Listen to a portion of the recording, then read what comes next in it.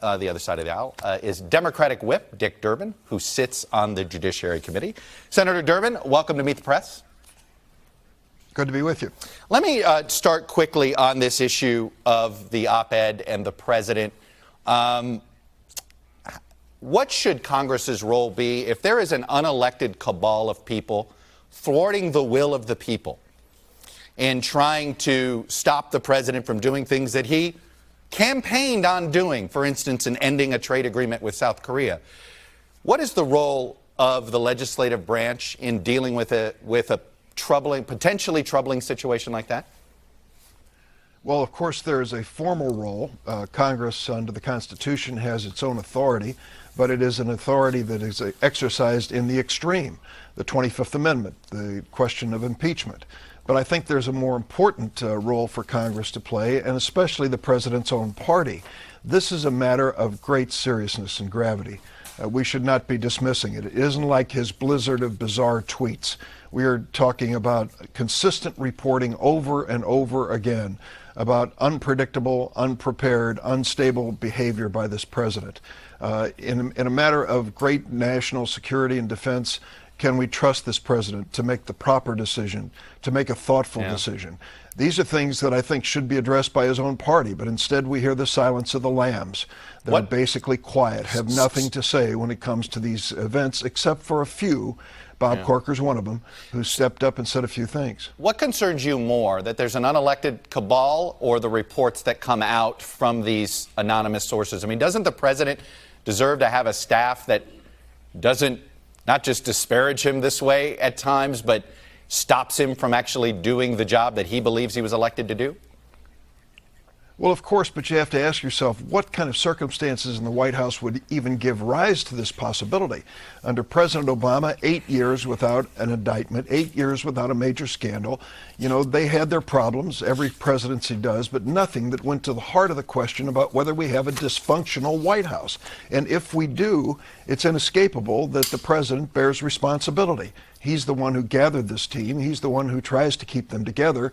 And yet there is genuine fear, obviously, among some of them, that his behavior is going to result in some terrible things for America.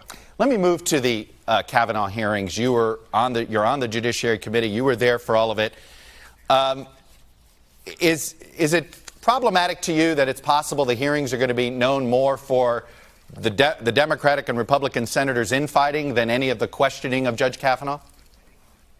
Well, I can tell you that Judge Kavanaugh in an earlier life used to school judicial nominees of what to say and not say before the Judiciary Committee, and it was pretty obvious in his performance there. I mean, there were practiced evasions and mind-numbing repetition of answers. He knew how to get through 2 or 3 days. Is that on him, Senator Durbin, or on Democratic senators not asking enough questions or not staying focused only on this issue of Roe, for instance? Well, I can tell you, we were focused on Roe. We were focused on the Affordable Care Act and denying health insurance coverage to millions of Americans. We tried to go after the fundamental issue, and the one I think is the most important at this moment in history, and that is what this man, Brett Kavanaugh, would do on the Supreme Court if he's confronted with a question involving the White House, the Mueller investigation. You believe that is more important? We shouldn't. Senator, that's interesting. You believe that is more important than the Roe issue and the abortion issue? Well, I think they're all of importance, but the issue of the moment clearly is this situation with the Mueller investigation, and the important element that we shouldn't overlook is that Kavanaugh has been explicit in saying the president should not be subject to investigation or prosecution during his term in office. He even went further in an amazing statement saying this president could deem things unconstitutional even if the courts found otherwise. I mean, this is an amazing ceding of authority to the executive branch, which you don't expect to hear from someone aspiring to the Supreme Court. Let me ask you about something former President Obama said about the rising energy on the left with progressives. He actually issued a bit of a warning to progressives, and I'm curious of your reaction to it. Here it is. There are well-meaning folks passionate about social justice who think things have gotten so bad we have to do the same things to the Republicans that they do to us. Adopt their tactics. And I want to connect it to a story in Politico from Friday.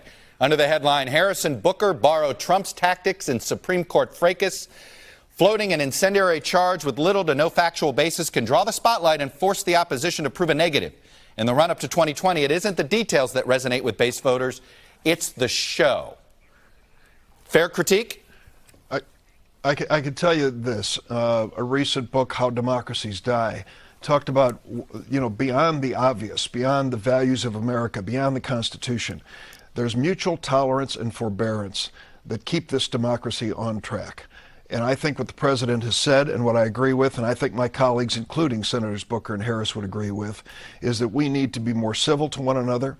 We need to obviously do our job. But at the end of the day, we need to have a focus on the fact that this country moves forward when we do it in a positive way, with mutual tolerance and forbearance. And I will tell you, we have not seen that from this president from the beginning of his campaign through his presidency.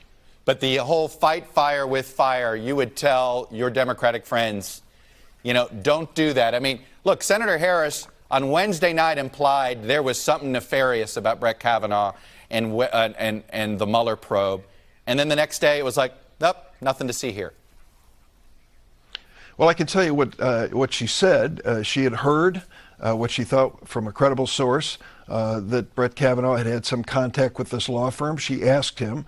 He said, I don't know all the members of the law firm. He was caught rather flat-footed. By the next day, he came in and categorically denied it, and she said, that's the end of it.